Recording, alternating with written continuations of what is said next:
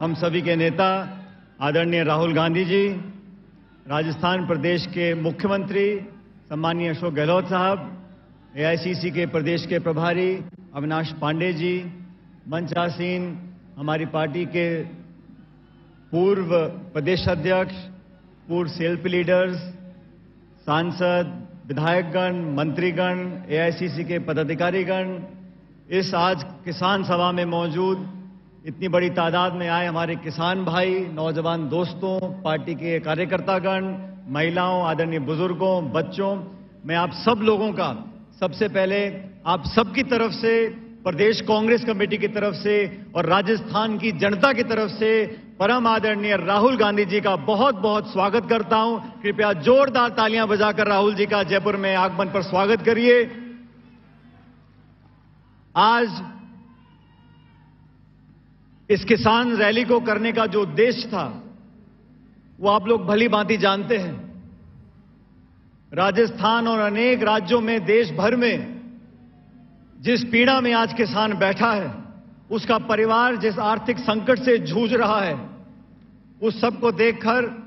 आदरणीय राहुल गांधी जी ने ऐलान किया था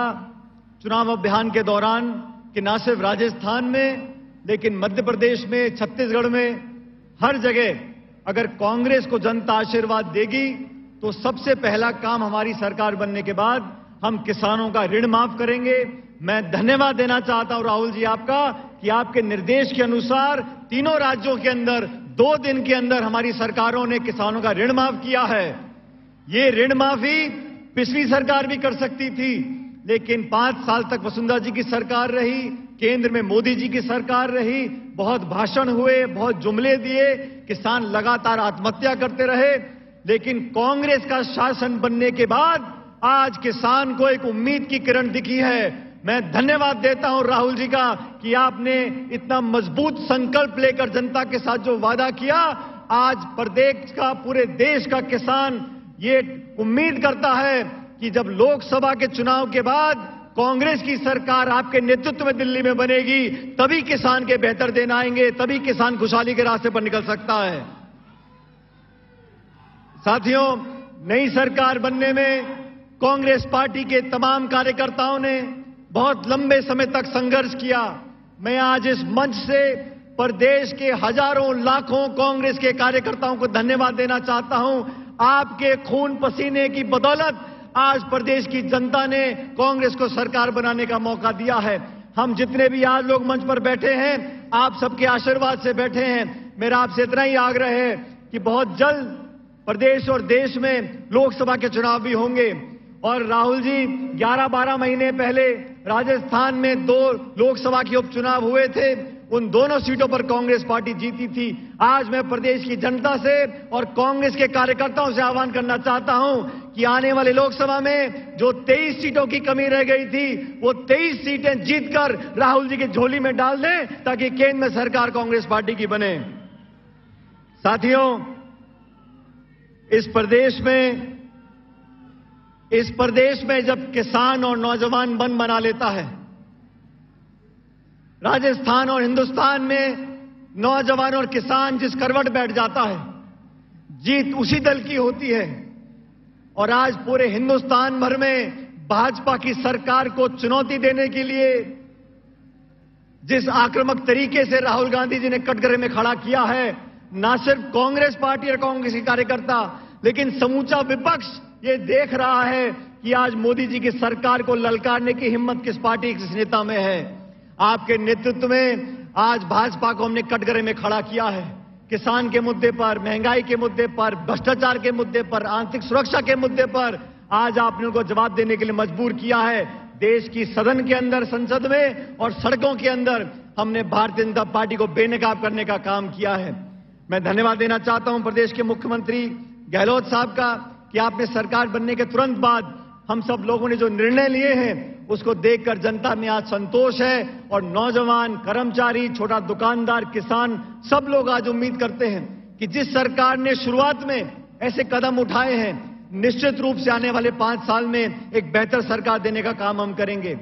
क्या जरूरत थी? 5 साल तक बीजेपी की सरकार थी, वही आमदनी थी, वही संसाधन थे, वही कर्मचारी थे, लेकिन संकल्प शक्ति की कमी थी। आज राहुल जी के आदेश के बाद तीनों राज्यों में जिस प्रकार से ऋण माफी हुई है, मैं समझता हूं कि आने वाले कुछ महीनों के अंदर और भी महत्वपूर्ण कदम उठाने के बाद हम इस देश में और इस प्रदेश में विशेष रूप से एक नई शुरुआत करने के लिए आगे बढ़ सकते हैं। राजस्थान प्रदेश के अंदर रोजगार के साधन उपलब्ध कराने के लिए हमारी सरकार लगातार काम करेगी। और साथियों, ग्रामीण अंचल में जहां पर भाजपा के शासन ने नरेगा को लगभग समाप्त कर दिया था, मैं इस मंच से प्रदेश की जनता को आश्वासन देना चाहता हूं कि प्रत्येक गांव ढाणी पंचायत के अंदर दोबारा दुगनी ताकत से हम नरेगा के काम चालू करेंगे ताकि लोगों को रोजगार मिलता रहे। भाजपा की सरकार की नीति और नियत दोनों में खोट था। आज जब शासन बदला है, जब सरकार बनी है, तो हमारे नौजवान साथियों को कहना चाहता हूं कि आप लोगों को रोजगार के अवसर भी मिलेंगे, उद्योग भी लगेंगे और आने वाला जो समय है वो हम सबके लिए खुशहाली वाला समय होगा। 3 राज्यों में चुनाव हुए, 3-0 की पराजय हुई है। ये चुनाव के परिणाम आने वाले समय का प्रतीक है।